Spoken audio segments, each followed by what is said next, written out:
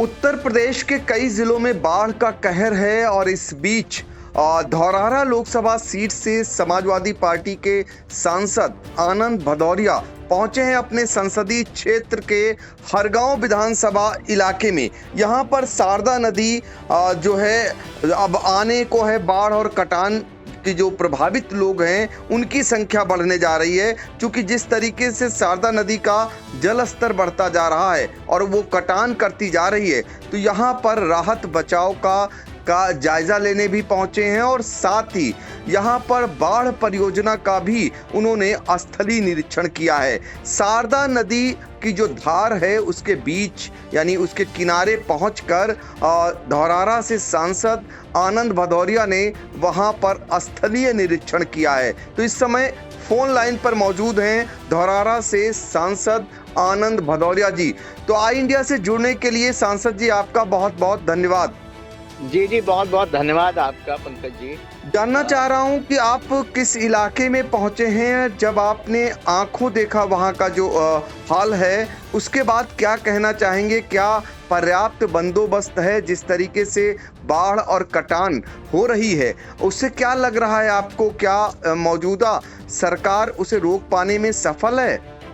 मैं अभी अपनी लोकसभा क्षेत्र के हरगांव विधानसभा के बेहटा ब्लॉक के बरेती और मुसियाना और पूरे लगभग बेहटा ब्लॉक के बाढ़ प्रभावित इलाके का आज हम लोग दोपहर से निरीक्षण कर रहे हैं। बड़े पैमाने पर नेपाल ने जो अचानक लगभग 2.5 लाख क्यूसेक पानी छोड़ने का काम कर दिया, प्रशासन के पास पहले से कोई इंतजाम नहीं था और लाखों हेक्टेयर फसलें किसानों की पूरे सीतापुर लखीमपुर में बर्बाद हो गई। गन्ने की हालत ये है कि अभी उनमें गांठ भी नहीं पड़ पाई थी, कोई फसल किसान की नहीं रह गई है।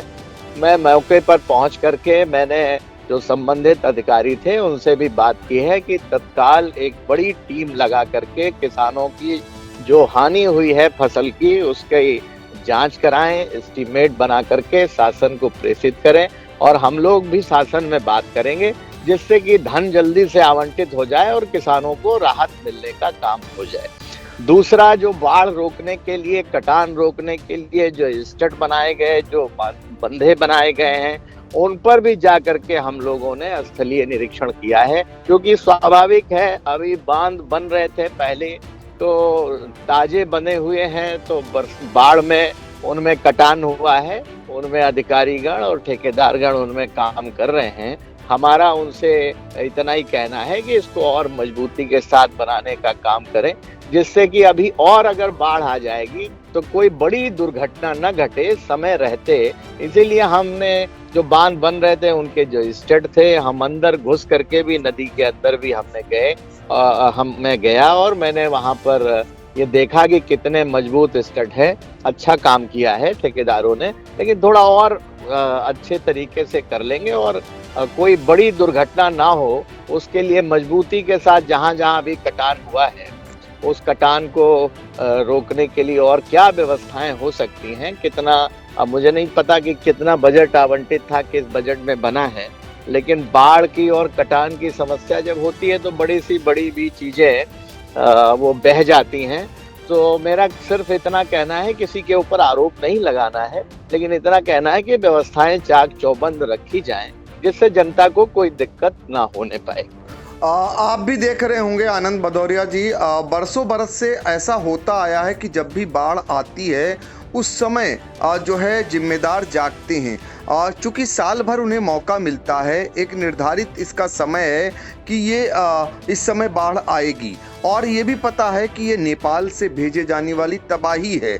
तो ऐसे में अगर पूर्व जो है इंतज़ाम कर लिए जाएं और जिम्मेदार पूर्व से जग जाएं, तो जो तबाही मस्ती है, जिन लोगों के आशियाने दफन हो जाते हैं नदी में, या जो लोग मजबूर हो जाते हैं अपना घर छोड़ने के लिए, या जो बाढ़ की तबाही आती है, इसको को कम किया जा सकता है। पंकज जी, जरूर आपकी जो ये बात है वो 100% आपकी जायज है और ये जब कोई विकराल समस्या आती है, बाढ़ भी बहुत एक विकराल समस्या है। मुझे लगता है इसको जिले के अधिकारी सिर्फ नहीं बल्कि इसको अभी 22 तारीख से सदन शुरू हो रहा है, तो हम लोग इसको दिल्ली में सदन में उठाने का काम करेंगे और कोई ना कोई ऐसी व्यवस्था बने जिससे नेपाल से भी एक सीमित मात्रा में पानी छोड़ा जा सके।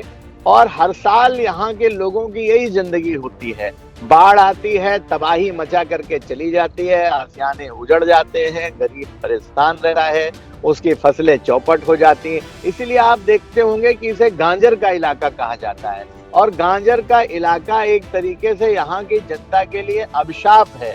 ये हर साल अपनी नई जिंदगी नए सिरे से शुरू करते हैं और बड़े बड़े वायदे इसको लेकर के जनप्रतिनिधि भी करते हैं, सांसद लोग चुनाव लड़ते हैं, विधायक भी चुनाव लड़ते हैं, वायदे करते हैं।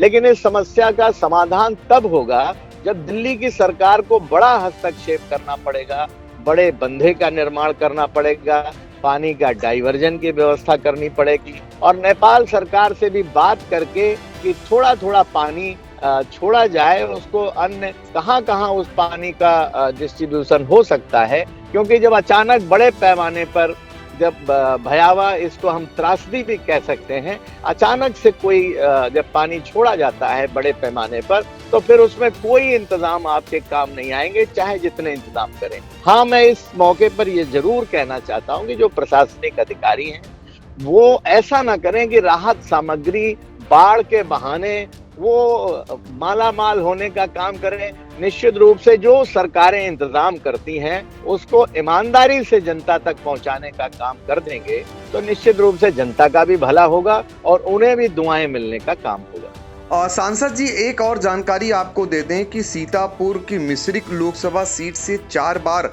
सांसद रहे हैं स्वर्गीय रामलाल लाही, जो विधायक भी रहे और केंद्रीय मंत्री भी रहे।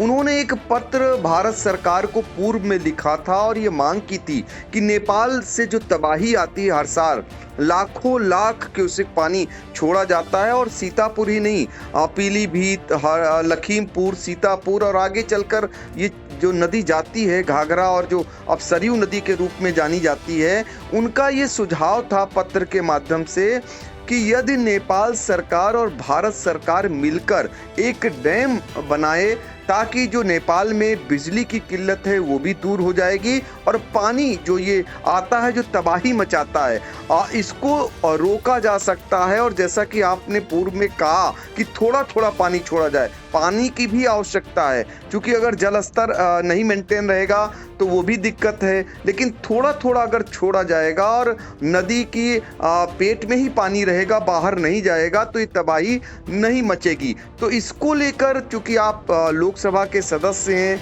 और रामलाल लाही जी का एक पत्र पहले लिखा जा चुका है, अगर वो पत्र आपको वो सुझाव मिलता है तो उसको आप सदन तक पहुंचाएंगे? बहुत आपका धन्यवाद। आपने मुझे बाबूजी ने जो पत्र लिखा था, जो उनके द्वारा उठाई गई, जो उनका जो सुझाव था, उसको मैं उनके सुपुत्र श्री रमेश राही जी से मैं बात करके, अगर उसकी कोई प्रतिलिपि होगी तो मैं जरूर उसको उनसे लेने का काम करूंगा। और आपको भरोसा दिलाता हूं कि दिल्ली की सरकार से हम लोग मांग करेंगे कि कोई ना कोई, क्योंकि बाबूजी ने लिखा होगा उस समय पत्र, तब से और नई टेक्नोलॉजी आ चुकी है, तो भारत सरकार, नेपाल सरकार बैठ करके और इंजीनियर बैठ करके, वैज्ञानिक बैठ करके कोई ऐसा रास्ता निकालें जिससे ये जो हर साल तबाही मचती है इसका अस्थायी निराकरण हो सके। क्योंकि ये सिर्फ केवल सीतापुर लखीमपुर नहीं, जैसा आपने कहा, पीलीभीत हो, बहराइच हो, गोंडा हो, इधर जितना तराई का इलाका सिद्धार्थ नगर से लेकर के वहां तक पूरी तबाही मचती है। और घाघरा, शारदा, बड़े पैमाने पर जब खेत का भी कटान होता है, जमीन भी कटती है, उससे फिर हर साल इसमें हजारों, इसमें लाखों रुपए खर्च होते हैं, क्योंकि प्रशासनिक मशीनरी खेत सबके फिर गायब हो जाते हैं, फिर उसको नापने का काम करता है, किसी का खेत कोई जोतने लगता है, बड़े पैमाने पर भूमाफियाओं का कब्जा हो जाता है, छोटा किसान बेचारा अपना खेती ढूंढता रह जाता है नदी के कटान में कि हमारा खेत कहाँ गया। तो ये बड़ी भयावह समस्या है और बाढ़ जब निकल जाती है तो फिर बीमारियां लेकर के आती है। तो उससे कहीं न कहीं ये जो सबसे बड़ी समस्या है, प्रमुखता से इसको हम लोग 22 तारीख से सदन शुरू हो रहा है, बाबूजी का वो पत्र भी हम लोग प्रयास करेंगे कि हासिल हो वो भी सुझाव रखने का काम करेंगे। उसके साथ साथ नई व्यवस्थाएं क्या हो सकती हैं, इसको भी हम लोग दिल्ली सरकार से ये मांग करने का काम करेंगे। तो देखिए, बाढ़ और कटान के अस्थायी समाधान की अब पहल धौरहरा से सपा सांसद आनंद भदौरिया सदन में रखेंगे और सरकार से मांग करेंगे। और आज बाढ़ और कटान प्रभावित इलाके में पहुंचे हुए थे। जो तस्वीरें आप देख सकते हैं कि किस तरीके से नदी के किनारे पहुंचकर खुद जायजा ले रहे हैं और यहाँ की जो परेशानियां हैं वो प्रशासन तक रखने का काम कर रहे हैं ताकि लोगों की दिक्कतों को कम किया जा सके। आनंद जी, आपने आई इंडिया से बातचीत की, आपका बहुत बहुत धन्यवाद। जी जी, बहुत बहुत धन्यवाद, बहुत बहुत धन्यवाद आपका।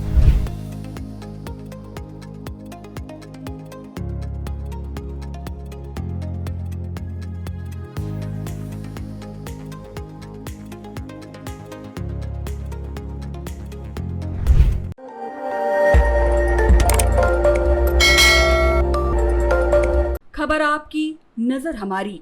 देखते रहिए आई इंडिया।